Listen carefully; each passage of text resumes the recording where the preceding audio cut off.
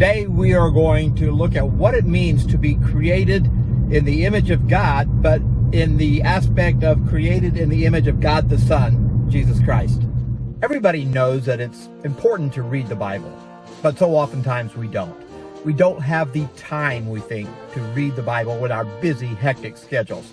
And sometimes it's the fact that we don't really get a whole lot out of it, so why waste our time, we think.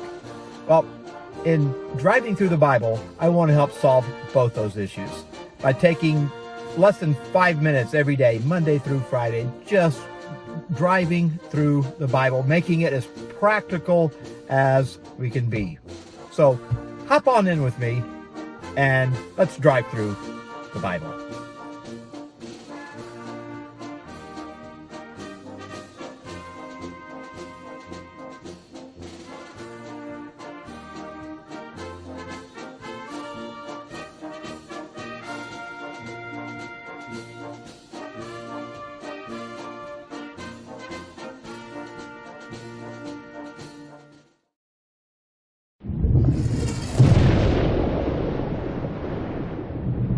So today we're going to be looking at an attribute of Christ, since we're told in Genesis that we are created in the image of God. And when he said, let us make mankind in our own image, it was us meaning the Trinity, the Father, the Son, and the Holy Spirit. Well, last time we looked at an attribute of God and what it means maybe to be created in the image of God. And today I want to look at what it means to be created in the image of Christ. We all know that one of the most important things that Christ did was he came to this earth to sacrifice himself.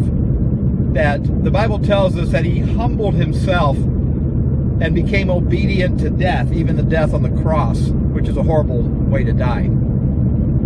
And it got me thinking that if we are created in the image of God and created in the image of Christ, then we probably have within ourselves that ability to humble ourselves and to sacrifice ourselves. And I don't necessarily mean sacrifice to death, although maybe that's a situation that we've known people in history who've had to do that. But what I'm saying is, if we're made in the image of God, then we need to learn to put away that selfish ambition, the thoughts of ourselves, the thoughts of what makes us happy, our own desires, our own wants, our own needs even, and think about other people and sacrifice ourselves. It's true humility is when we learn to put other people's needs in front of our own, the way that Jesus did.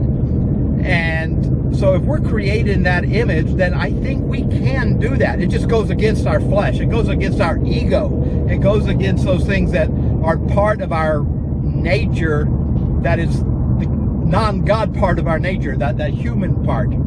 But the Spirit within us tells us and is urging us and is even giving us the ability, and in some cases even the desire, to humble ourselves and to sacrifice for other people. And I know it goes against so much of what we've been taught in society, to take care of, number one, to look out for yourself above anybody else. You know, we're even taught to look out for your own self, your own needs, because, you know, nobody else is going to. And there may be some truth in that nobody else is going to. That's because the rest of the world, we're not living according to the image of God, the image of Christ.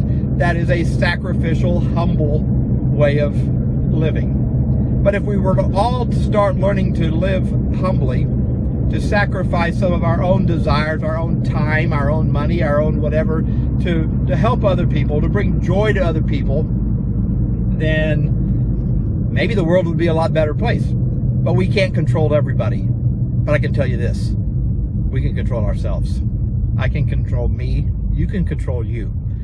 And part of what it means to be made in the image of Christ is to be humble, to be sacrificial.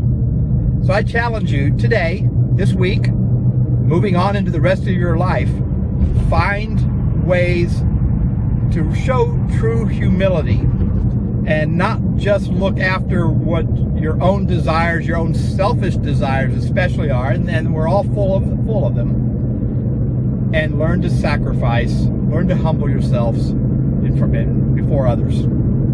It's going to find a way of bringing you an amount of joy and peace and even love that you may not have known existed within you. I know it's been that way with me.